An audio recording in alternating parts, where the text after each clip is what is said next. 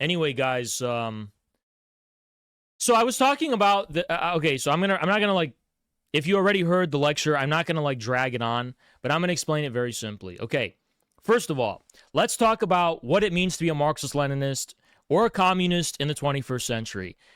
Up until the last decade, it meant being a historical reenactment LARPer who is autistic and has a special interest in a very niche history that serious society and normal society considered outdated and dead after 1991 at least. That's what it meant to be an ML in the 21st century in America, at least, right? So most of the tankies were people that wore uniforms, they wore Ushanka hats, they were LARPers, they liked the Soviet anthem and the Red Army Choir. And they were LARPers, and they were and it was straight up like an autistic special interest, which most of them had to supplement with some obscure like anime fetish nonsense to play into the overall themes of psychosis. The entire tanky community descends from the autistic LARP. I was a autistic tanky when I was 13 or 14. And it's okay. It's whatever. I'm not saying this from a position of superiority necessarily. I'm just being straight about the facts of history. This is where the tanky strain comes from in the 21st century. It was an autistic special interest. There was a fork after the rise of the DSA and Hassan Piker and that whole like liberal socialist milieu, the rise of political correctness, the rise of the woke stuff. There was a fork in the road. And some of these tankies who were part of the Finbol autism stuff, they went and they started adopting the pronouns and the woke stuff to be trendy with the college students and to be in proximity of the DSA and Hassan Piker, I guess. And, I gave two examples of that. One was the deprogram crew, right? Hakeem came from Finbol's server. He was an autist, special interest autist. And he, deprogrammed through JT and whatever Yugo Pink, they kind of started orbiting around Hassan Piker to capture, or at least make more palpable, at the very least, tanky ideas to this kind of like liberal socialist DSA type of milieu and crowd. Although they never went so far as to advocate joining the DSA or voting for the Democratic Party, they kind of started to be the least charitable. They started grifting off of it, right? I think that's pretty fair to say. So that's something that actually happened. Then on the other extreme end, a lot of them just sold out, like Black Red Guard. Black Red Guard was the epitome of, like Maoist autism. Black Red Guard was an autistic black guy who lived in an extremely rich neighborhood. I'm not attacking him for that at all. But I'm just saying he would like blow up his neighbor's swing sets because they're settlers. And it's like, it was extreme autism. He was like famous and he was like a meme because he was talking about cracker control and all these other funny things. Black Red Guard was like a supreme autist, like absolutely one of these like weird autists, right?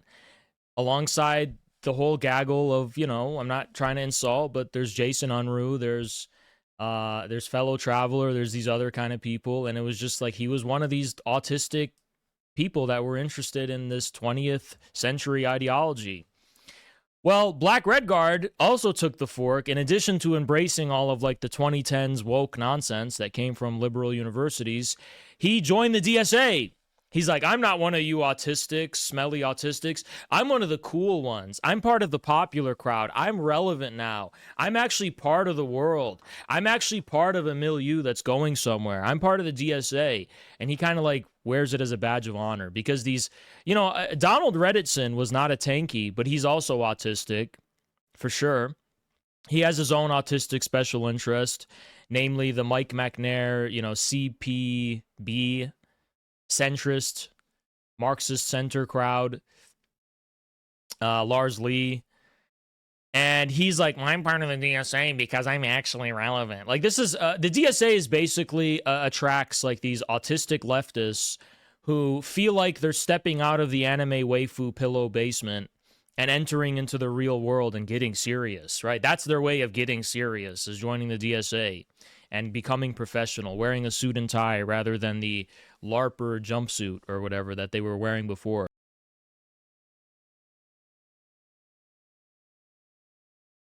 You guys can hear me correct, right? All right, we're good. Anyway, so yeah, so there's like a fork in the road, like hyperautism, which is just psychosis, versus DSA opportunism.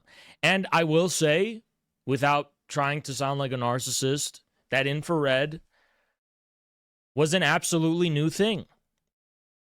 Infrared was the first subculture online, the first movement, which was articulating Marxism-Leninism in a different way. It combined modern or postmodern sensibilities with a serious, commitment to this historical tradition without simply unironically being like retarded, psychotic LARPers doing historical reenactment, right? At least what we have is newer. It's more dynamic. It's more cutting edge. I mean, that's probably why a lot of these people are accusing us of crazy, LaRouche and Dugin and whatever. I mean, the Dugin thing, I guess there's more truth to it on my end. But in any case, there's a lot of confusion that infrared causes because of our proximity to ideology that is distinct from other variants, right? Either the opportunism or the crazy cult or LARPer nonsense, right? So I'm just trying to like give you the history so far of what it means to be a Marxist-Leninist. And I would say that infrared's special articulation of which I think is actually Marxism-Leninism taken seriously, that is a lineage which I recently have articulated and like to call Dark Mali, okay? Dark Marxism, or Mali, or Dark Mali, or whatever you have it. And to explain what Dark Marxism or Dark Mali is, it is a post-ideological understanding of Marxism-Leninism. No, that's not something I actually like saying out loud because it gives wrong connotations.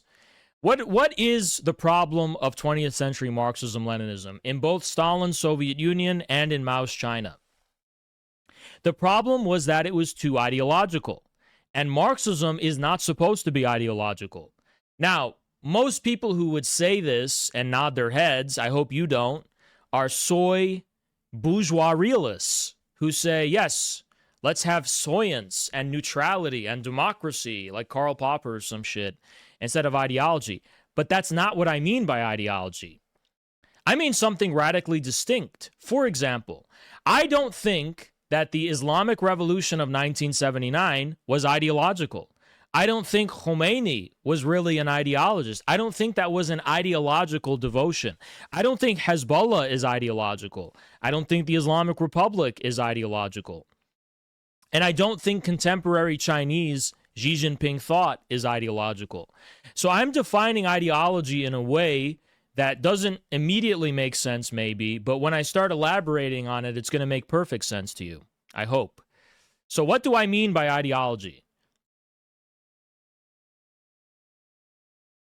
I would define ideology as a type of idolatry which affixes symbolic unconscious meaning to specific imaginary structures, including pure formal narrative structures, not narrative logic, not logical narrative relationships, but a narrative form, and an entire universe grounded in a singular kind of imaginary world where there's only an acceptance of the possibility of a specific relationship between unconscious symbolic meanings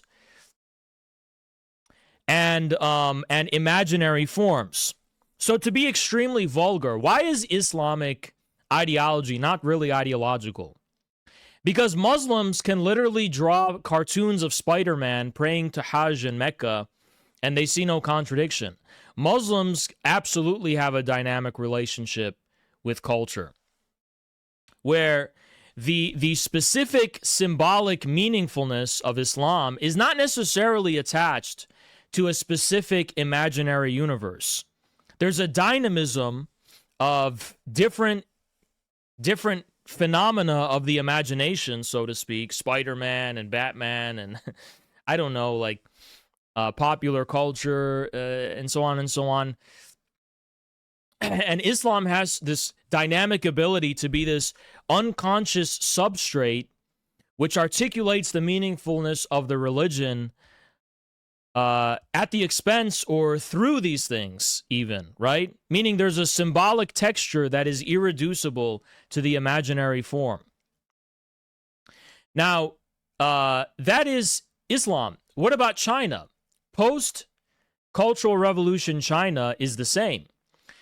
Marxism is no longer affixed to a specific cultural or phenomenal form.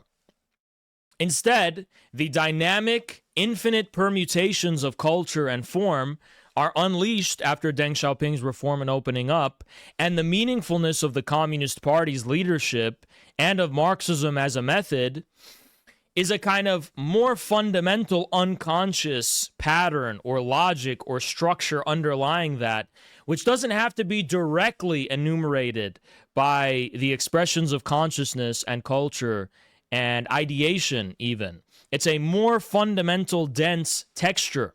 So think about the juxtaposition of the Gucci store and then the Communist Party above the Gucci store. Think about on a structural level what that means for the status of Marxism in China. It's not reducible to an ideology. It's something post or meta-ideological. It's above culture in a way. It's above ideology. It's not indifferent to culture. It's not separate from culture, especially not in the Xi Jinping era. But it is absolutely above superficial ideological phenomena, right?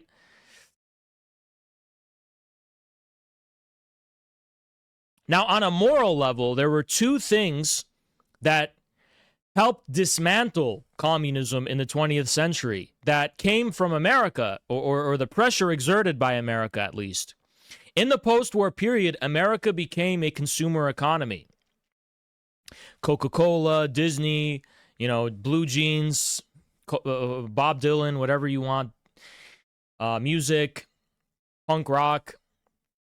There's an incredible dynamism of the imagination and of culture and all the various different permutations of cultural expression and phenomena in general. And of course, it's liberal ideology that makes sense of this the most. Liberal ideology, which has infinite openness versus totalitarianism and so on and so on. But the reason America won the soft power culture war was for a reason.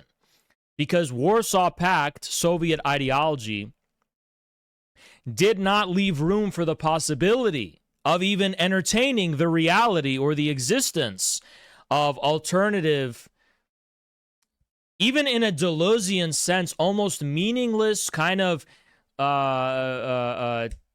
intensities and phenomenal tendencies, which are not even necessarily ideological, right? I mean, Mickey Mouse twerking or Minnie Mouse twerking, I don't know. That's not ideological necessarily. But it's just this kind of virtual, phenomenal thing happening that shows just the dynamism, all the permutations of possibility when it comes to imagination. Like you don't necessarily, you cannot successfully preempt that by reducing that to your ideological universe. For example, this is what cults do. For example, this is also what Lyndon LaRouche did, right? What Lyndon LaRouche basically did was that he would say pop music represents this ideological principle, this comprehensive ideological worldview. He would say that it represents, like, he would say that this song is this evil, or even evangelicals, when they would say Pokemon is satanic. These are all different ways of trying to preempt something that is not necessarily ideological or completed at that level symbolically, but represents this kind of pre-symbolic, pure dynamism of phenomena. Amila, I think you're totally wrong. I'm just going to be totally honest. You're really off the mark. I don't know why you're talking about totalizing. I am not talking about anything totalizing. I am talking about the opposite of totalizing. I'm talking about something fundamentally open-ended, okay? I don't want people to misunderstand what I'm saying. Consumer culture, American consumer culture, was not totalizing. It was the opposite. At least from the vantage point of the Soviets and the Warsaw Pact. It was infinitely dynamic, and it represented the kind of irreducible dynamism and infinite possibility of permutations. Okay, LaRouche, yeah, that's correct. Of permutations purely when it came to phenomena or cultural phenomena without necessarily being meaningful. You know, when right-wingers try to undermine the kind of leftist idea that all art is political, they'll like share some meaningless, stupid cartoon that literally means nothing. Be like, so how is this political? And it's like, all art is ultimately political, but there is a pre-discursive, pre-symbolic dimension of the kind of meaningless phenomenal oscillations, okay? Virtual oscillations of the imaginary that just represent this kind of infinite permutation and infinite possibility, right?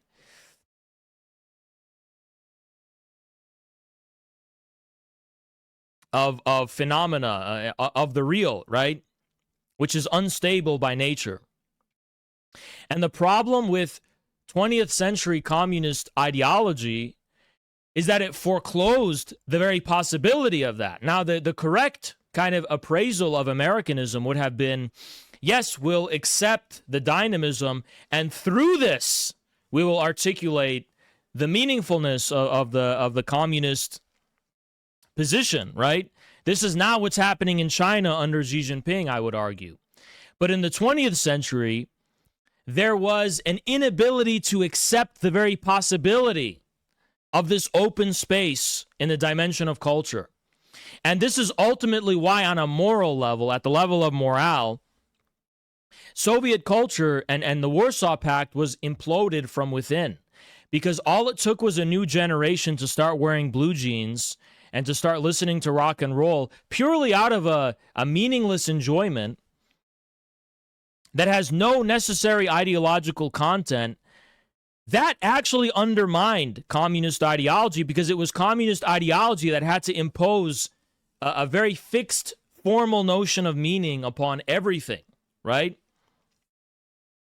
And this is why America won. America didn't win because it had a superior ideology.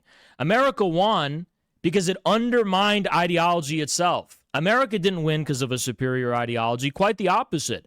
America won because it imposed the real of this kind of spectral oscillations of cultural phenomena that don't necessarily conclude in anything meaningful, but just speak to the preeminence of the imaginary before the unity of the imaginary and the symbolic, right?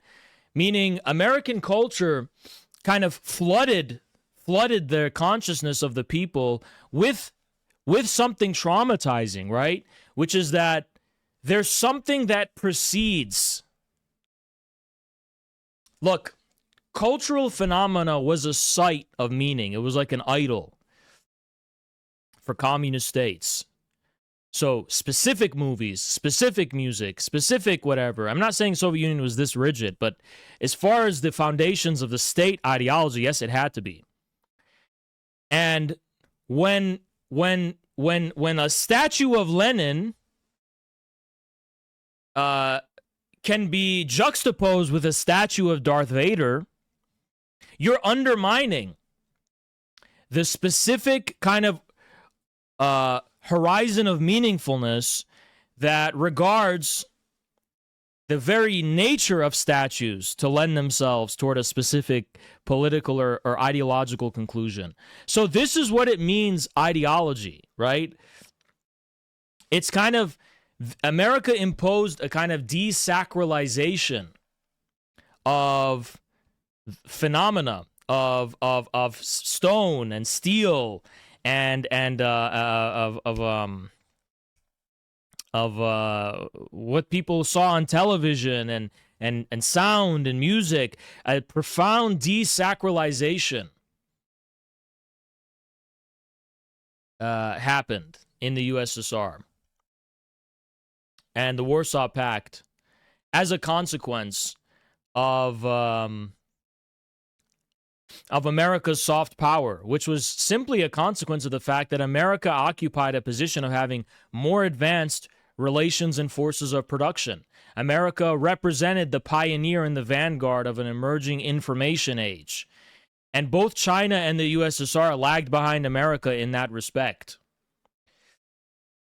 So, this caused a cheapening and a dissolution and a delegitimization of Soviet and Warsaw Pact ideology, which then led to the delegitimization of the political system itself and the state machine itself, right? So this is a fact. Whereas in China, a radically different process happened. China pursued a much smarter path. Instead of this, because listen, in the Soviet Union and in the Warsaw Pact, they didn't have a totalitarianism. They didn't fully close themselves off to the West. They tried to have a kind of social democratic, in the spirit of social democracy. We're just going to filter it through our institutions. We're not going to necessarily close off from the West, but what we're going to do is have this halfway, ad hoc, constant ideological explanation for everything, and it was very, on a moral level, not compelling and convincing.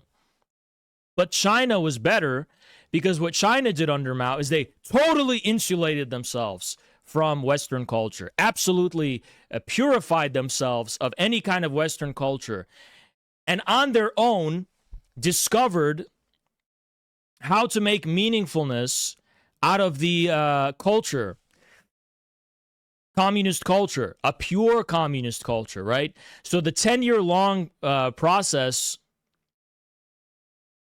anyway, China insulated itself entirely without compromise from the West. Also, China had less geographical and cultural and civilizational proximity with America and the West. So that was an added advantage. Of course, it insulated itself from Japan and South Korea and so on. The 10-year process of the Cultural Revolution, China didn't do this bullshit thing of halfway in between. They went all the way to discover. How do we discover pure communist culture, the pure ideology? How do we reflect through culture the purity of the ideology, right? And this was the experience of the Cultural Revolution. And the honesty and intensity of that experience, the Chinese Cultural Revolution, basically allowed the Chinese to discover the meaningfulness of communism beyond ideology. By taking ideology to its extreme most possible conclusion, full fidelity, right? Full fidelity to the necessity of confronting the ideology in its purity without anything to dilute it or something, right? They finally understood the meaningfulness, a more underlying, unconscious meaningfulness behind the ideology, right? And that unconscious meaningfulness behind the ideology took the form of the repression that followed Cultural Revolution. I'm talking about the repression into the unconscious, the very memory of the events. Cultural Revolution remains in today's China something that belongs in the dimension of the unconsciousness of the Chinese people. It has been repressed into the recesses of the unconscious. Because they had finally, look, I want to explain something to you. True meaningfulness beyond idols is unconscious. Real meaningfulness does not have to be turned into an idol. You don't have to wear the Jason Unruh costume. It's something that exists materially in your unconscious. Not talking about logos, okay? I'm not talking about that. Please don't try to preempt what I'm saying. Just try to listen to what I'm saying on its own terms, okay? The true unconscious is where meaning is, okay? Not these superficial kind of whatever. It's the relation of the unconscious with phenomena, right? With sensible or real phenomena. If you don't know what phenomena are the kind of various permutations of what we experience, right? Colors, sound, shapes, forms. Yeah, so this is what I mean by phenomena, right? Anyway, this is something the Chinese discovered post-ideological. Deng Xiaoping thought was the first institutionalization of dark Marxism, right? Where they maintain the Marxism, but they have shed Marxism the dimension of the ideology. Remember, ideology is by nature bourgeois. Ideology is bourgeois. So the Cultural Revolution was called the Great Proletarian Cultural Revolution, but the kernel of the proletarian logic was the aftermath under Deng Xiaoping. This was an exorcism of the last remnants of bourgeois civilization from the dimension of culture. And it was that, but it was in a way that they didn't foresee. Because ideology, in the form that it took under communist states, is bourgeois. Ideology is by nature bourgeois. And we're seeing this today because who is the ideological power of the 21st century? It's the USA. Even in the Trump era, they still have to warp it with this stupid Warhammer, whatever ideology. It's still an ideology, right? Whereas China and Russia are clearly post-ideological states. Now, I qualified why I think the Iranian Revolution was not ideological.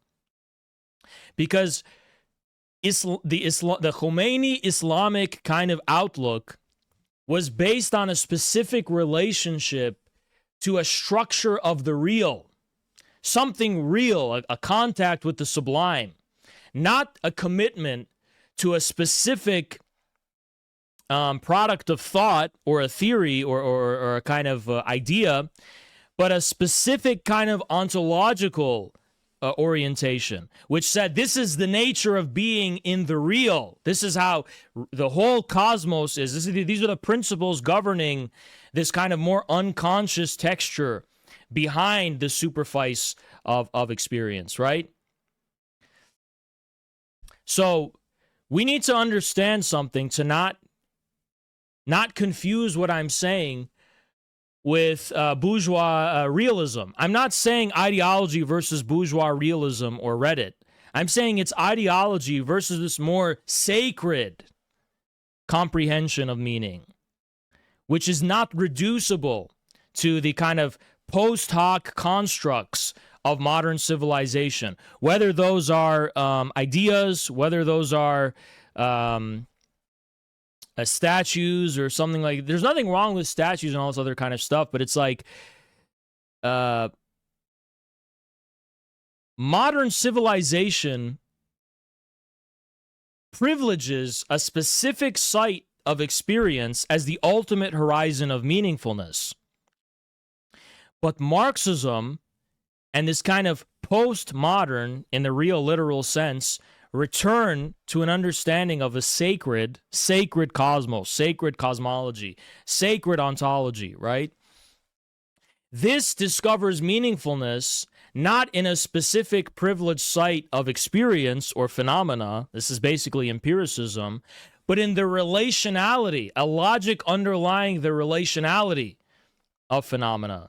So if you want to think of it like this, like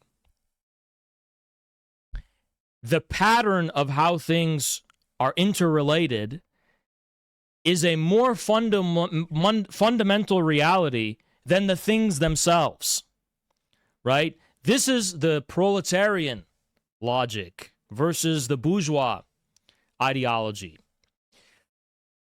This is what China discovered. This is what was unleashed in 1979 in the Iranian Revolution, right? And now we have to talk about and seriously engage with the question of where does that leave a serious adoption of Marxism-Leninism in the 21st century? What does that actually mean? because it has to be post-ideological. All the attempts to reduce Marxism-Leninism to an ideology fall into the two categories I mentioned. The LARPer, autistic special interest LARPer, who's putting on a uniform and wants to do historical reenactment, and then the corrupt who sell out to the DSA and the Democratic Party in order to be mainstream. So dark Marxism is basically the response to these two kind of ways that Marxism-Leninism has been failed by its followers in the 21st century, in a sense, right? And today, we have to think about Marxism, an understanding of Marxism that is simultaneously post-ideological, but more in proximity with the sublime, that puts it in proximity with sacred traditions, okay? Yes, with religions. I'm not saying Marxism should be a religion, but it is something that that has to kind of go below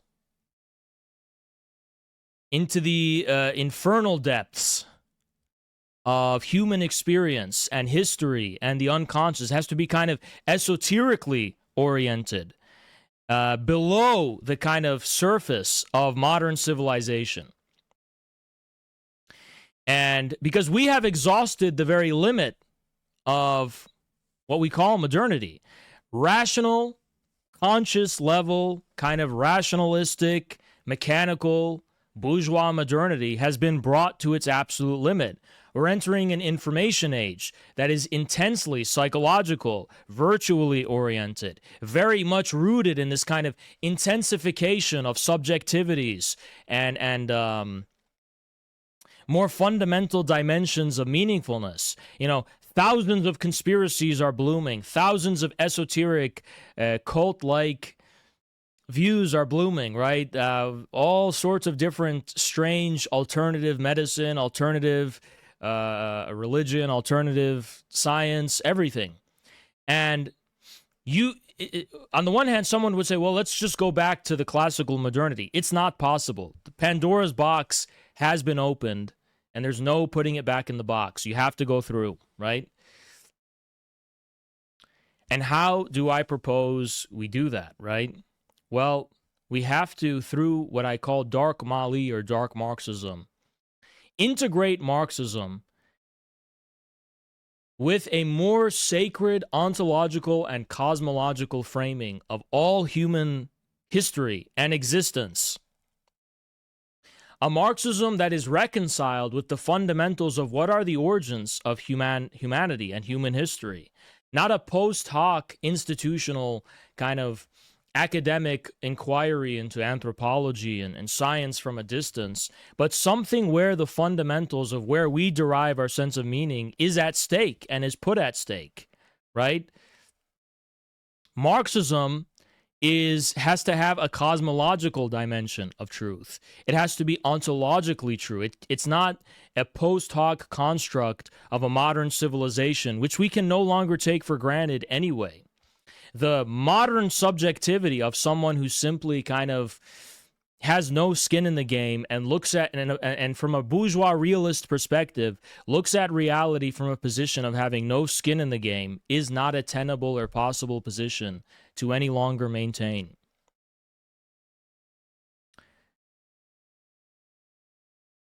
Now, the Armenian thing that I wanted to show you, and I will really quick, of how I interpret the ways in the late Soviet period. How was it that they were coping with this kind of infinite dynamism of American culture versus a perceived stagnation or rigidity? And this is a kind of almost caricature of American dynamic consumer culture right here. I'm not going to show you the whole thing. I'll just show you some footage. Это говорит, делай добро, бросай. This thing right here, you see this thing? This thing, it's like, if you watch this, it's like an acid trip. He's constantly shape-shifting. Nothing is meaningful. It's not necessarily trying to represent anything, actually. Just accept this kind of infinite permutation of possible forms and representations and so on and so on. And it's very psychedelic and whatever. But I think this is kind of the way the Soviet or Warsaw Pact subject was receiving how infinitely dynamic American culture was in all of its possible different permutations and so on and so on. And this is kind of a schizophrenia in a way, right? And this is why Deleuze is a preeminent thinker of the era, the let's say, post-Oedipal communist period, right? Which we're in right now in a way. Because in I don't want to fucking bore you with these French school terminology or whatever, but the idea in classical psychoanalysis is that there's this basic Oedipal structure that is the linchpin of how we experience reality, right? And that in postmodern era is post-Oedipal, right? So the fundamental sources of symbolic authority are undermined. And this more kind of, Deleuze was interested in this kind of new kind of schizoid subject who is, operating directly on the plane of immanence with this, infinite virtual oscillations and fields of intensity, and operating at a dimension beyond constriction by a specific symbolic universe, right? Anyway, this is American counterculture and post 50s, 60s, 70s, whatever. This is what happened, right? And it corresponds to the way the information age reduced flatly on a single plane, right? All the culture and phenomena of the world to a standard of information, which is how your computers work, by the way, right? And this is something that destroyed communist ideology in the 20th century. That's what destroyed it. There was so our task, Dark Marxism and Dark Marxism-Leninism, our task is to rediscover that there was something meaningful that communist ideology was trying to give form to. And all of the songs, the movies, the art, the statues, whatever, it's like we cannot return to a universe where that's all that exists. But we have to rediscover the deeper unconscious and more fundamental meaningfulness of the revolutionary experience. Because for hundreds and millions of people, it meant something deeper. They attached a specific meaning that was deeper than simply the surface. And this is what we've lost. And this is what we have to rediscover, commit ourselves to the rediscovery of. And that is not something you do by ignoring the dimension of phenomena and culture and simply being post-cultural. And it's neither something you can do by insulating yourselves from the world and putting on a Jason Unruh costume and LARPing. You have to kind of adopt a relational stance of phenomena to its deeper symbolic unconscious meaning, which puts us in proximity to a kind of Marxist esoterica, which is absolutely forbidden and taboo according to mainstream traditional Marxists. But these people have absconded the meaningfulness of the revolutionary path. They have become, look, Vijay Prashad, love him or hate him, he's a fucking academic. He's not a revolutionary. Yanis Varoufakis is not a revolutionary. They have all lost the revolutionary dimension of Marxism, because the revolutionary dimension of Marxism, at stake in it is life and death and cosmos itself. Why is it that in 79, the real revolutionary was who? Khomeini, Ayatollah Khomeini. Where were the Marxist revolutionaries in 1979 in Iran? Every single one of them, in comparison to the grandness, to the sacredness, to the power of Khomeini, all of them looked like these glasses-wearing, academic, kind of, they were weak, they were not really fucking about it. I mean, really, the last revolutionary Marxist was kind of Che Guevara, if you think about it. Discounting Mao, of course, because Mao was much broader history than Che. But the last one was Che Guevara. The Afghan communists precisely lost because their communist ideology was weaker than the Mujahideen and what it was offering, right? On a moral level, it was not as compelling and strong for a reason. Che Guevara was the last one, really, who represented on a moral dimension the effectiveness and the revolutionary dimension of the Marxist ideology, right? And then suddenly revisionism kicked in. And then suddenly, China went its own path, which it was a maturation for sure. But at the level of Marxists not in power in America, in the West, and so on, in the Southern Hemisphere, in the Western Southern Hemispheres of South America, Africa, and so on, Che Guevara was kind of the last one, right? So we have to absolutely return Marxism to a more sacred grounding just to maintain fidelity with the revolutionary tradition. The tradition for which people were giving their lives and for whom the entire universe was at stake. At least they treated it that way. If you look at the poetry and the music of the October Revolution, this was not like Black Lives Matter or something. This wasn't a trend. This wasn't a fad. This was like an apocalypse for people. This was like it had this messianic dimension to it, right?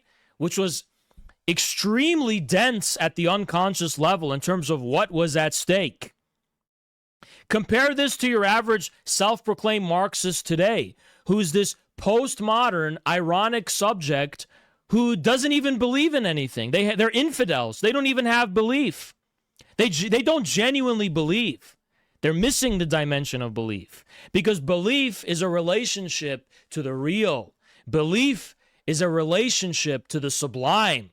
Belief is something that compels every fiber of your being in a specific direction for a specific cause, for a specific purpose. And this has been lost in the communist tradition in the West. And so Dark Mali, in addition to kind of exploring the more somber and dark side of the communist experience in the 20th century, also is a commitment to situating and integrating and contextualizing 20th century communist experience with a more universal history of mankind, where everything is at stake. You understand? And this is my introduction to Tartaria. What is the Tartaria? What does Tartaria actually mean? So, for example, most people, and it's specifically, I chose this term because of the widespread conspiracies about Tartaria, which I think there's a rational kernel in, and I'll explain what that is.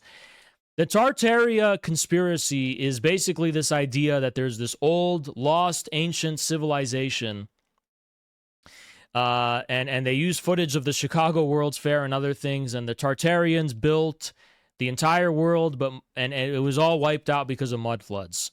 So it's just this idea of this lost civilization of Tartaria. They had unlimited free energy, Nikola Tesla kind of understanding of energy and electricity and so on. And it's combined with, it's a folklore. It's really American popular folklore, really. Before I get into Tartaria, I want to actually address another thing. I'm going to say, he could say I'm attacking him, I don't care. CPI and Caleb Maupin, they never escaped the LARP thing either, by the way. This is what I wanted to say. Because I mentioned the two paths, the kind of LARPer in a uniform and then the corrupt. Well, CPI, all it did was take the Jason Unruh LARP and switch out the aesthetics. Instead of a jumpsuit, you put on a suit and tie. And you want a LARP being normal. You want a LARP being a normal American. That's still LARP. That's still privileging a specific phenomenal form as the ultimate transcendent site of meaningfulness. This is still in the dimension of autism special interest and not post-ideological dark Marxism. And infrared has always been distinct from this kind of CPI shit for that reason, because CPI is just a different variant of the old school tanky LARP that comes from Finbull's Discord or whatever, was in proximity to that. It just changed the aesthetics a little bit to attempt to be normal without understanding that normalcy is a dialectical relationship between phenomenal things that we experience, including how you dress, what your fashion is, and so on, and the deeper meaning of those things. By simply trying to reduce meaning to fashion and stuff like, by doing that, you're undermining that relationship, and you're producing something rather uncanny. Something rather uncanny, okay? That doesn't look normal. This is also why I fundamentally object to some of the tendencies in our circles, which sometimes say things like, it's like, you know that the retard, midwit, and then the big brain meme, right? This is what that is. It's a kind of midwit take. I never liked it. So for the Soviets, communism was theirs. It meant something for them. For the Chinese, it was this organic national phenomena. Let's just have our own American organic national experience without this alien foreign stuff. And that's so absolutely false, because it's precisely the foreign dimension that gives us a relationship to precisely what I described. This irreducible split between unconscious meaningfulness and the objects of phenomenal experience. The red star was always something foreign and alien. That's why they chose this as a symbol. The red star, which the Bolsheviks chose from Slavic folklore, was the star of Pravda, okay? There was a story of Pravda and Krivda, either sisters or brothers, depending on who tells it, right? Pravda had this original fullness of radiance on her forehead, right? Radiance, truth, self-evident truth, basically, right? Krivda was her evil sister or evil brother, depending on how the story goes, who stole this this dimension of self-evident, radiant truth from Pravda, right? This is ancient Slavic folklore. So the red star, what it symbolized was that the self-evident truth, the self-evidently radiant truth of the world and the universe was removed from its place, and it was stolen by the empire of lies, by the history of private property, so to speak, right, is how they interpret it. And the red star is the returning of a once self-evident truth to its origins, to its rightful place in the world, right? Which is a kind of imperial principle of truth, right? Not imperial in the loaded Leninist sense of the word, but in a deeper, more broad sense of the word, right? And the kind of overall, since ancient history, since Assyria and so on. So why was the star red instead of looking like something like we see in the night sky, white or yellow or something? Because the redness, what it signified was this loss, this split of Pravda from her own self-evident, radiant truth. Pravda was alienated from herself. Truth was alienated from itself. So the red star is a recognition of this fact, that you cannot trust appearances by themselves, that you cannot console yourself in this familiar, Tolstoy idyllic. The Russian Revolution is such a fascinating event, because you have these evil Jewish demonic Bolsheviks, and then the White Army, we're so familiar. The White Army is this idyllic, romantic, traditional Russia, and then the Bolsheviks are these alien. But why the Bolsheviks chose the Red Star is because they're trying to insist on the truth of the alienation. There has been an alienation of Pravda from herself. Krivda has stolen Pravda's radiance, and we must take it back, right? And so I'm trying to say Bolsheviks were not LARPing to be familiar. Then the Chinese, by the way,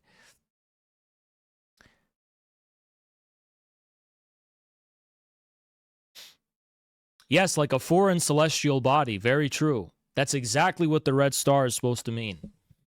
Then the Chinese, by the way, this story of Pravda and Krivda, probably who it comes from is Lunacharsky. So Lunacharsky was the Bolshevik who was responsible for all things related to culture, and then he had his own notion of a kind of the whole god-building cult within the Bolshevik Party, which is misunderstood by many to mean we're going to build God. It's more like reinterpreting various different sacred systems and narratives and religions and traditions through the lens of the kind of revolutionary cause. And so this was absolutely Lunacharsky, probably, right, who invented this idea, or his department, or his people, or something. But anyway, this is the sacred meaning of the red star. This is literally dark Marxist insight I'm giving you. Anyway, the Chinese, it's much more explicit, because the Chinese started adopting Bolshevik songs, Bolshevik uniforms, Bolshevik ways, aesthetics that were very foreign to China, okay? So what I'm just trying to say is that every revolutionary experience in history has a specific relationship with the alien and does not seek to insulate itself from the alien by just, oh, we're just going to be... See, any Pravda who is pretending to be a self-evident, radiant truth, that's Krivda. This is the mark of Krivda. You understand? Krivda is the one who stole the radiant star of Pravda, right? So the appearance of our passive experience of the world, where we say, oh, this is just the world as we, passively, you're asleep. It's almost like a Gnostic kind of insight. Like, this overemphasis on Americana is Krivda. It's not Pravda, it's Krivda, right? You are not getting to the essence of America as a nation if you are ignoring the alien. Because the essence of America as a nation is alien from us. The Rocky Mountains are an alien land. Remember the talk I had with Jackson, how he said, when I was in Kazakhstan, it reminded me of Colorado. It reminded me of the Rockies. Our Tartaria is here. It's a foreign land that we live in. It's not familiar to us. The land we think we know, we don't know. You understand? So this alienation is absolutely necessary. The 5 points, I think this was Trotsky's explanation. It's kind of stupid, right? The 5 continents. This is stupid. It was, trust me, I think I read a book where they gave the explanation from old Slavic folklore, and it makes perfect sense. So, yes.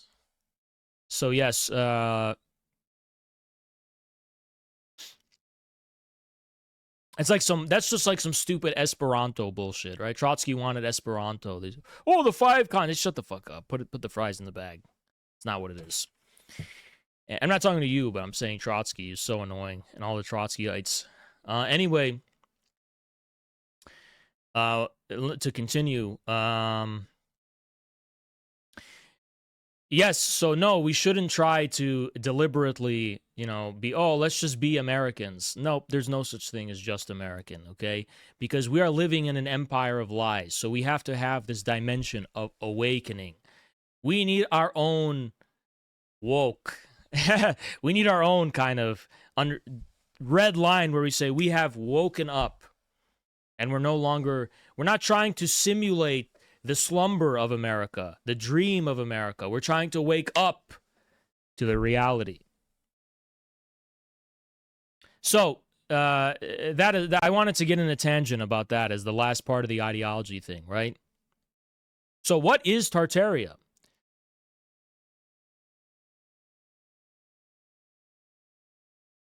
Now, Tartaria is So I introduced you briefly to the idea of the mud floods and the kind of just the vague folkloric notion of lost civilization, a lost kind of world empire that some of the things we associate with modern civilization, strictly speaking, electricity and mechanical civilization and technology. No, there was a lost civilization that had all of that, right? So this is the kind, there's so many interesting cultural unconscious dimensions of the Tartaria idea, right?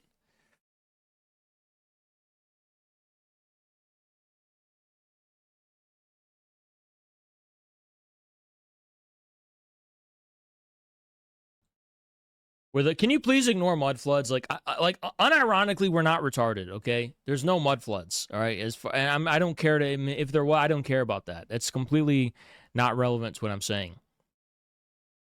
Okay, I'm telling you the folklore. It's a folklore. Okay, it's a legend. It's a myth.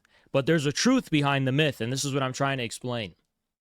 So, recall my earlier lectures about Dawla, or the revolutionary dynasty.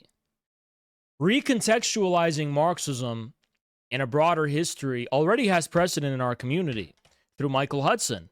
History as a history between debtors and creditors. This transcends, in many ways, the traditional Marxist framework of distinct modes of production, which have their own logic of class struggle. This is a meta-historical understanding of history, according to which it's a conflict between debtors and creditors. Well, another kind of meta-historical conflict I think Marxism needs to accept, Dark Marxism, or this is Dark Mali, is the logic of dynastic change as a guiding principle of all historical change, right? The dynastic logic of revolutionary change, which is a kind of more A, cosmological, B, cyclical understanding of his history. Then traditional social democratic Marxism from the Second International created a framework of linearity, right? Whereas I here am kind of talking about something more cyclical, right? A dynastic kind of time. Now, let me explain the precedent for this notion of cyclical dynastic history and the precedent it has within Marxism and why it's probably necessary for a Marxism in the 21st century. So first of all, who was it that in the Marxist tradition talked about the dynastic cyclical logic of historical change? It was Friedrich Engels. In Friedrich Engels' description of the changes within the Islamic world, he gives a description that almost one for one comes from Ibn Khaldun. Ibn Khaldun is the one who kind of creates this framework that I'm building off of, right? But Engels supposedly was exposed to him directly or through secondhand sources. Engels describes the process whereby barbaric, rural, nomadic people eventually are marginalized by a corrupt, sedentary urban center, which becomes decadent. And so there's this constant cyclic process whereby the nomads come and overthrow the center and reinvigorate civilization from its decadent pattern, restore equality, restore justice, restore a notion of egalitarianism. And then they become the settled, corrupt aristocrats of the sedentary civilization. And the cycle repeats. Then there's these new nomadic people, and on it goes. And this was kind of Engels' way of explaining why Asia fell asleep during history. He understood that this was a principle, that this was a logic that held true for every civilization outside of Europe. He recognized that. But it was his way of explaining why Asia did not have history.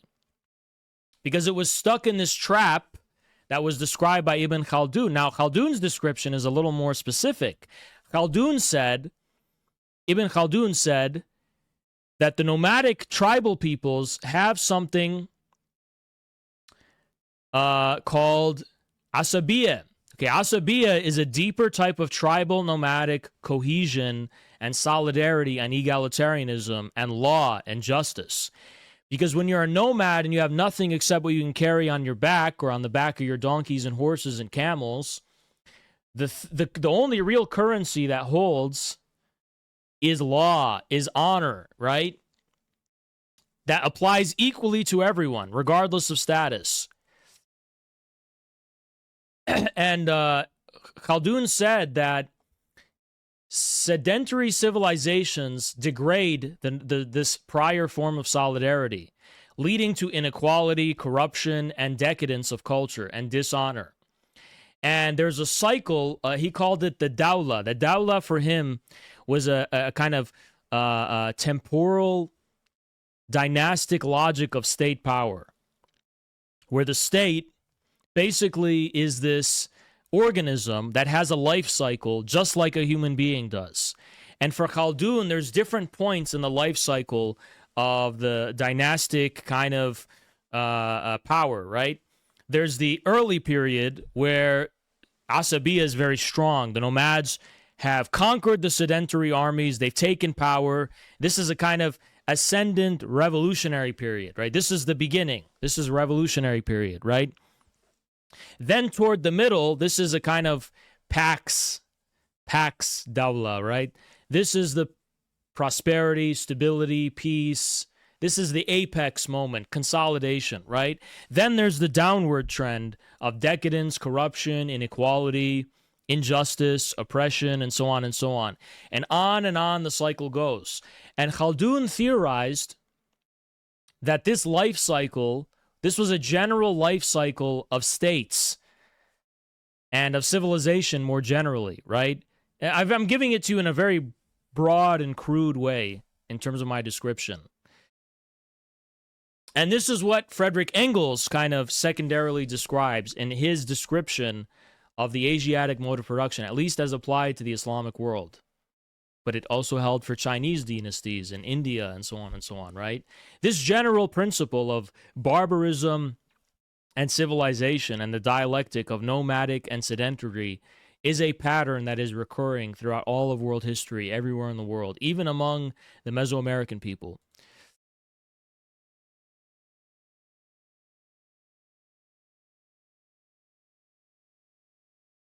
So, now, why does Marxism need to expand on this? The reason Marxism has to expand on this is because classical Marxism only regards world history to be as the norm, this kind of process beginning in ancient Greece and culminating in 19th century England.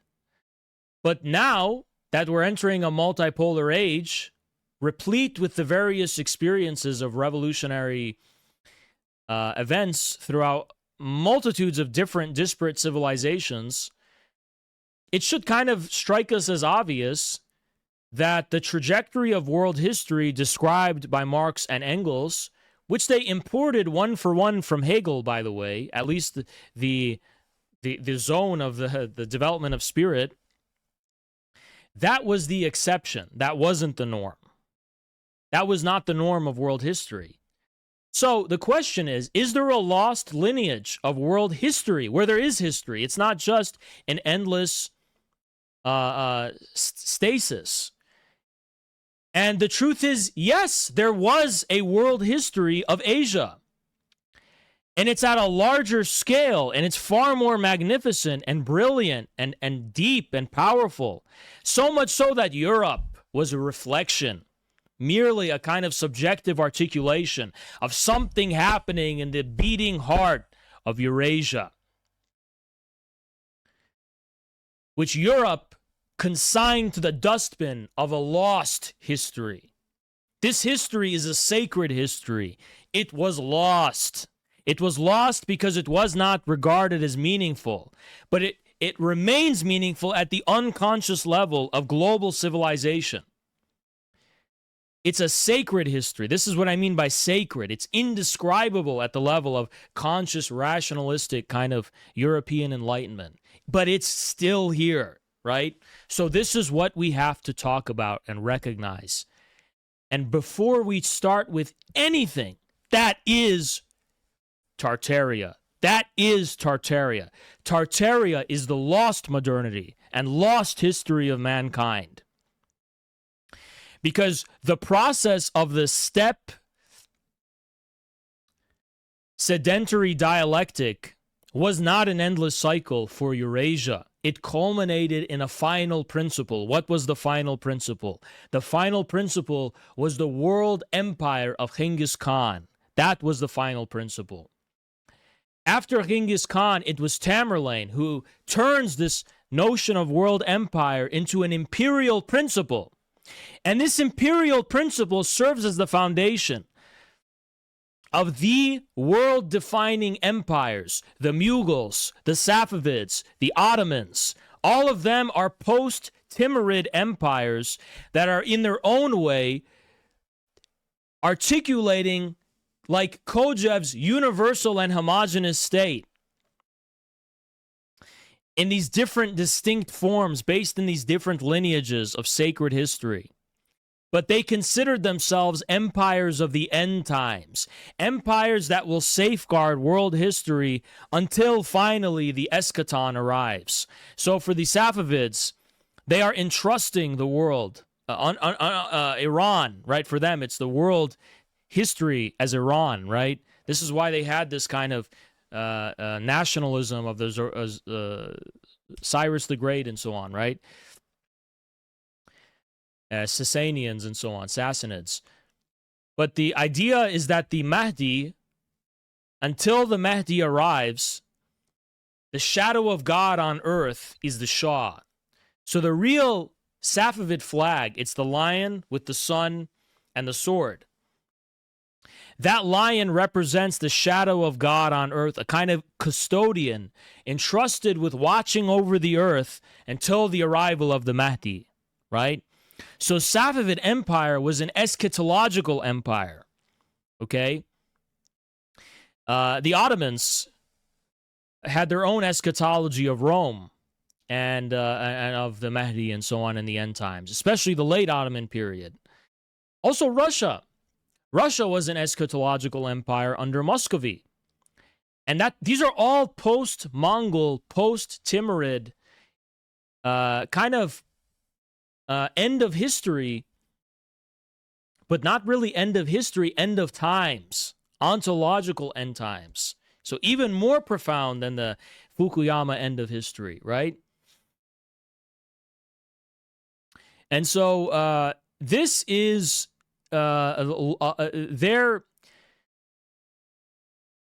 that history of Eurasia that culminated in this kind of final empires, final understanding of this is the end of the history itself, the end of the world, the end of civilization.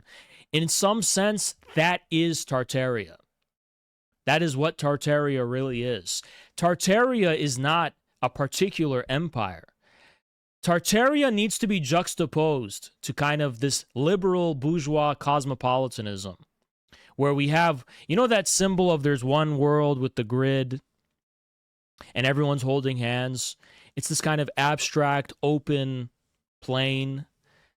Tartaria occupies this dimension of abstraction, but it's the antipode of bourgeois globalism. Tartaria is a recognition that all world history bends in a final, yes, universal conclusion, but it bends in the specific direction of a specific determination of world civilization, integrating a specific trajectory of world history that, yes, in some sense, it's teleological, it's eschatological. It's taking from first principles an original spark, an original tendency that develops and culminates into something specific form and visage of mankind. That is what Tartaria is. Tartaria is a kind of antipode of bourgeois cosmopolitanism. Tartaria is an enclosed, it's not really an imperial principle as much as it is the immortality and eternity of, what I will define Tartaria directly for you. Tartaria is the full and total integration of all world history as guided by a unifying imperial principle. And this principle, the key to this principle, what is the imperial principle? What is it? It's a specific kind of logos that Ibn Khaldun was onto describing, and Engels was onto describing. The cycle of civilization of the Dawla, right? This becomes sublimated after the world empire of Genghis Khan into a principle. So it's not just a passive cycle that's happening. That turns into a sign, a symbol. That is the imperial, that is the meaning of the imperial, should I say, principle, right? Where does meaning come from? Meaning comes from the relationality of within the symbolic, right? And a signifier, what it signifies is a cycle, a relationship, or a pattern. So the imperial principle of Tartaria signifies the immortality and the eternity of this deeper revolutionary logic of world history. Kind of logos, a signifier of a logos, right? And so this is what Tartaria really means. The cycle of civilization, let's just accept, bare bones, without getting into it too deeply, that there is a cycle and metabolism of what we call mankind's history. There's the inceptual period, the revolutionary period, there's the consolidation period, and then there's the decadence, right? If we turn this into a cycle, it no longer has to be so normatively loaded, and we can actually discover this kind of cycle as it's a dialectical logic, okay, of how the processual logic underlying all things, even organisms in nature, even geological patterns, even whatever, these oscillations and fluctuations are behind every apparently stable thing in the world. That's just the truth. Everything is based on a process of motion. Motion has this kind of cyclical dimension. Now, it's not a perfect cycle like an eternal return. It's a spiral, like in a Hegelian logic, of course. But there is an underlying logos of the cycle, right? And this is kind of the sacred dimension of Marxism that is forbidden according to Western social democratic, positivist Marxism. Marxism, in a sense, in a specific qualified sense, does have a metaphysical stake. It's not metaphysics because it's dialectical. It's cosmological, right? And Tartaria is meant to reflect or denote or, refer to this kind of... Tartaria is neither simply a land nor a polity. Tartaria is kind of this abstract space of all world history. It's an integral logic of world history. It's not an abstraction set against the real cumulative weight of mankind's history. It's an integral principle of world history. That's what Tartaria is. So where is Tartaria? Well, literally speaking, Tartaria is Eurasia. But Tartaria is also everywhere where the story of mankind's world history is unraveling. Tartaria is there. We are in Tartaria. We live in Tartaria. If we regard ourselves as experiencing and dwelling within and partaking in a history that is the total integration and culmination of everything that has come before, we are in Tartaria. And if we can recognize a principle guiding this history, we have entered Tartaria, so to speak. Because Tartaria is not simply a passive culmination of history. It's the entire integration and culmination of history as recognized to be guided by a central unifying principle. The unity of these two things is Tartaria. So it's not simply an imperial principle, and it's not simply a land, like a natural land. Tartaria is the unity of both as a fundamental material substance and weight of world history. Tartaria is communism, in a sense. Tartaria is communism freed from its abstraction. If Marx knew that we can call communism Tartaria, he would have. All he did was distinguish himself from all the self-proclaimed communists. You know, Marx was not a communist in the way his contemporaries were at all. He called them crude communists. He called them utopian socialists. The specific way that Marx and Engels qualified their communism was so specific to them that we could simply say, if they had another word, they probably would have used it to specify that, right? And such specifications happened organically. Social democracy happened. They hated that word. But then Marxism, then Bolshevism happened. Then Marxism-Leninism happened, right? We're not done with that yet. We have to continue. Now, Tartaria must remain a meme, because the minute you take it so literally and so seriously, you enter a kind of cringe LARP, right? So it must remain a meme. But do you guys know how there's a meaningfulness of the meme? It's not simply meaningless. Like what it actually means.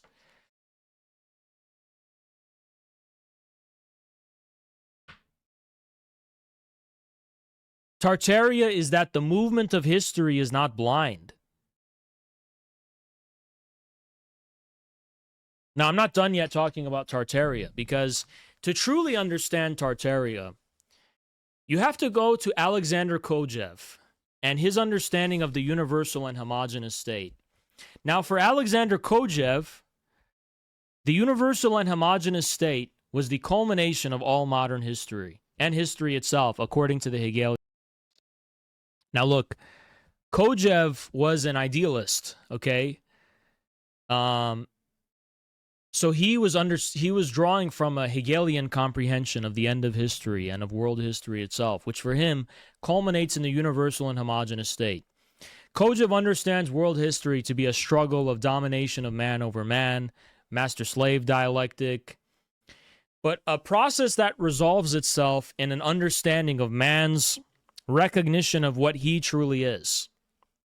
For Kojev, the essence of man is a substanceless, self-negating, or self-relating negativity that is radically temporal and whose development comes at the expense of the natural determinations of the world. For Kojev, he played specific emphasis on the dimension of desire. When you desire something, you're oriented towards something that is not here, that doesn't exist, that you don't have, right? For Kojev, what this actually reflects is a kind of substanceless negativity at the heart of what propels human history forward. That we can never find satisfaction in substantive determinations that we inherit from nature, because our true essence is this kind of pure, abstract negativity, this constant negation of nature, right? So this was why Kojev regarded the universal and homogeneous state to be the culmination of world history.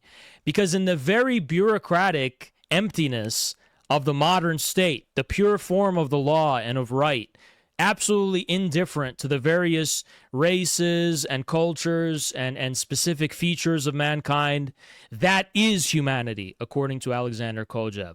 You know, Marxists, when they say the bourgeois state is just formal, it's not the content, right? It's formal equality, it's not real equality. Kojev would say this formal purity of the state is mankind. This empty form, that's all it is. It's an empty form. The content is not human. It's something that is the loser of world history, right? So Kojève has this vibe to him where he's like, he helped contribute to the EU. And Kojève regards the end of history to be the rise of Americanism. And then Kojève is very pessimistic in his step forward about how he speculates the man under the end of history. He says man will become an animal because all of our rights are being recognized by the universal and homogeneous state. So there's nothing to live or die for anymore. We don't have to prove our humanity anymore through war because the universal and homogeneous state attends to our real ontological humanity. So what Kojève basically concluded from that is that all that remains is our animal existence, which Kojève interpreted through the rise of consumerism, passively fulfilling our sensibilities, our senses, our consumption, food, hedonism, entertainment, and Nietzsche's last man, basically, right? The spiritual dimension of mankind is already satisfied. So all that remains is just passively attending to our animal side, right? Which is just the kind of pass. So Kojève, of course, didn't live to see Gamergate. So he was so wrong. He's so wrong how even at the level of consumerism, how much is at stake, how much meaning people attribute to these objects of consumption. They give them a transcendent status where they're no longer consuming Pokemon. Pikachu reflects their very ontological dignity as a man or as a woman or as a transgender or as a fat lesbian, disabled transbian. I don't know. He could not foresee this. This is precisely what Alexander Kojève couldn't foresee. This whole notion of we're just going to become harmless, passive human animals. Absolutely not. That's not what happened. Okay. Instead, the dimension of zero stakes consumerism became a site of battle and struggle again. Now we have the dimension of information warfare. Also, another thing Kojève couldn't foresee, but he should have through Carl Schmitt, the rise of partisanship. Global heterogeneous partisanship versus the global 9/11, basically, right? Terrorism, irregular warfare, or in a non-bad guy way, Hezbollah, right? So, now something Kojève did not do. He was too presumptuous. He's a brilliant thinker, of course, but Kojève, his central presumption, which was false and which was wrong. I have a fucking headache. Oh my God. And I'm all out of water too. His central presumption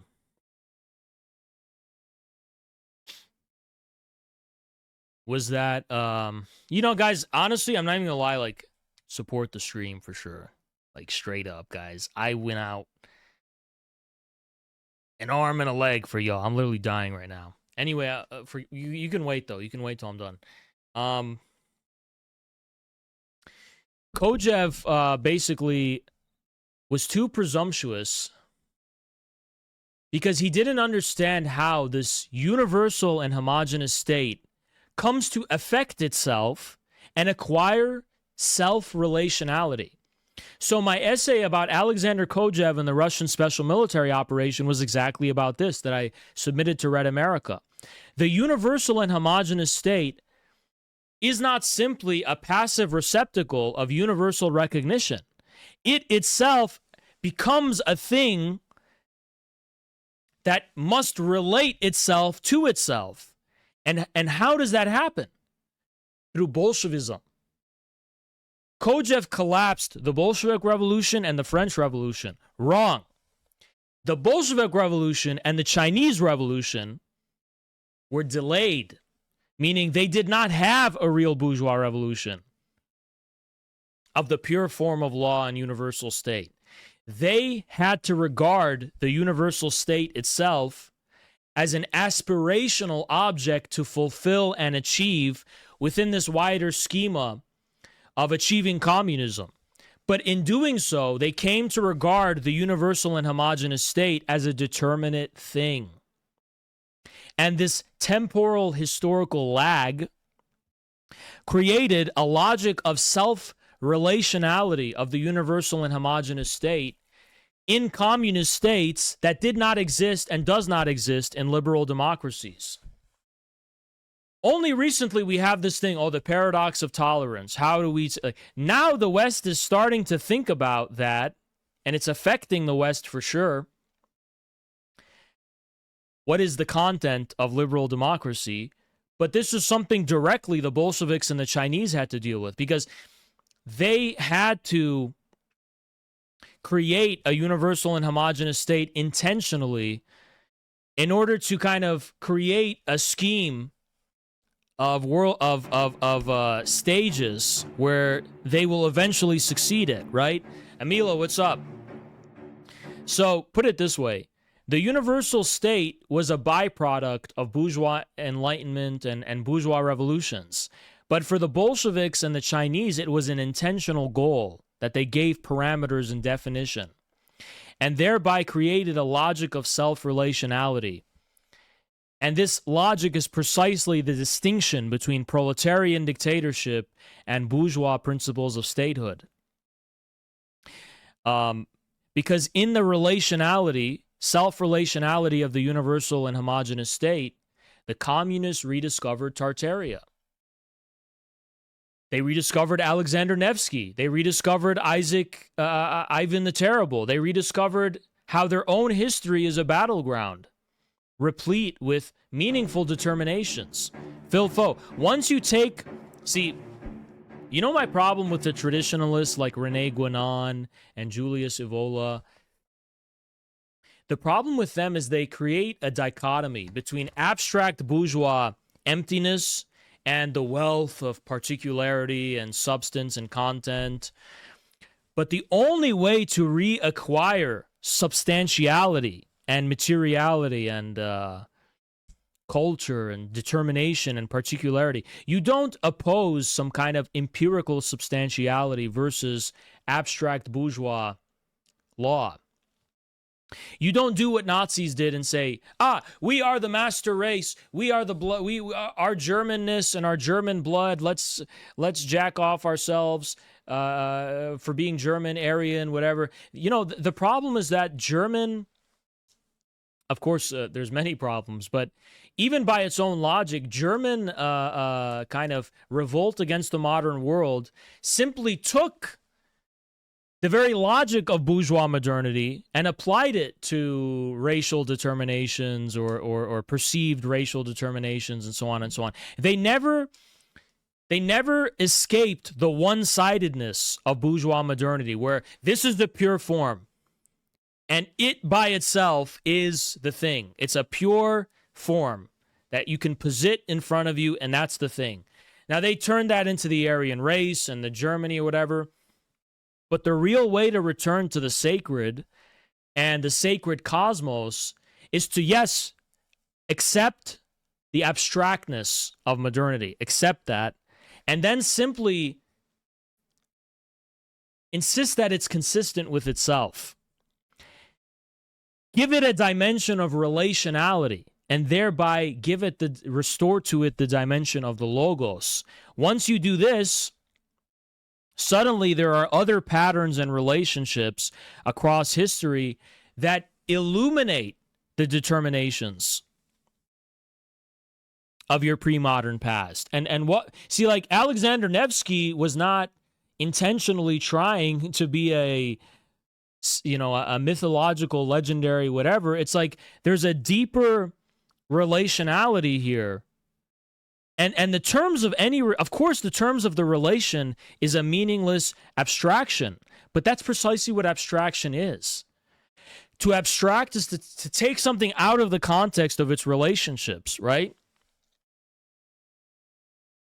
So the real rediscovery of pre-modern sacred cosmos comes not when you reject modernity, but when you impose upon modernity the kind of self-relationality. That's what gives it determination. Now, remember Hegel's logic. Hegel's logic, it doesn't begin this way per se, but it's known as beginning with being and nothing. So you begin with being, okay? Well, being actually turns out to be nothing. Well, nothing actually turns out to be being. So being and nothing keep sliding in and out in between each other, right? Okay, then for Hegel, this sliding in and out of each other of being and nothing is becoming. And becoming, Hegel takes to the next stage as this is being determinate. So how does being acquire determination for Hegel? In its self-relationality, it acquires determination. It begins as an abstraction, being nothing. It's the same, being nothing, being nothing. Then he identifies that there is a relationship here. That's becoming. And becoming finally gives being the quality of determination. It's a something now, you see? Being doesn't become something until it's becoming. So this is the dialectical logic that is baked into Marxism. And I apply this to Alexander Kojève's universal and homogeneous state, okay? The universal state becomes its opposite, and in and out, right? Until finally we can notice a relationship or a pattern of becoming, right? Finally, we can identify a determination, specific Chinese logos, specific Russian logos, and so on and so on.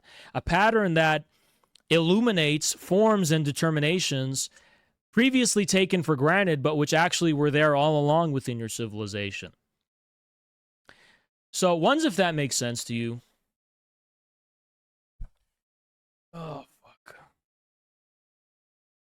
Guys, I you know, this is, I didn't do this stream to get views or something.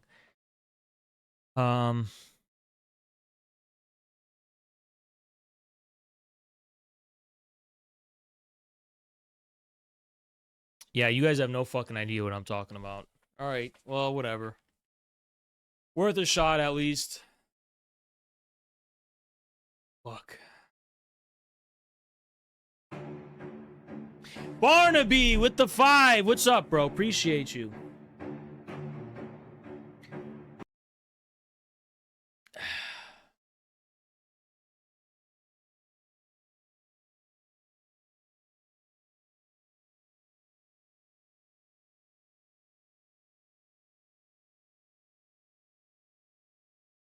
Man, I have fucking crazy ass headache. Holy fuck.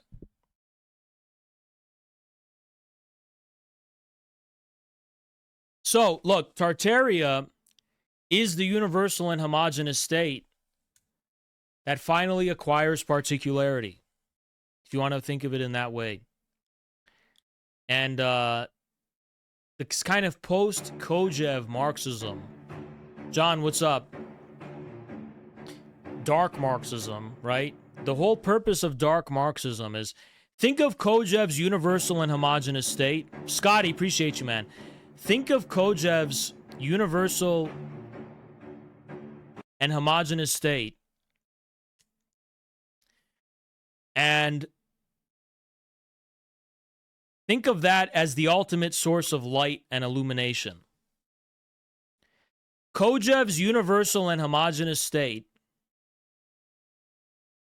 neglected and ignored the dark dimension. Dark Mali is the dark side of the universal and homogeneous state. What is Tartaria?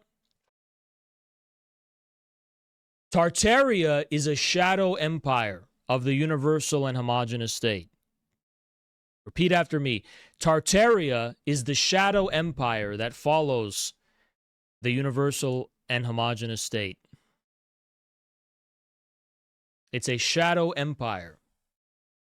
A shadow empire that can only be illuminated by a red star.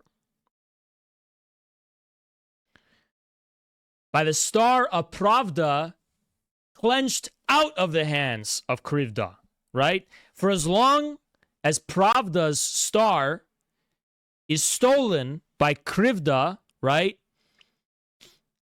Tartaria is a shadow empire. Only the red star illuminates Tartaria. Do you understand? Fuck.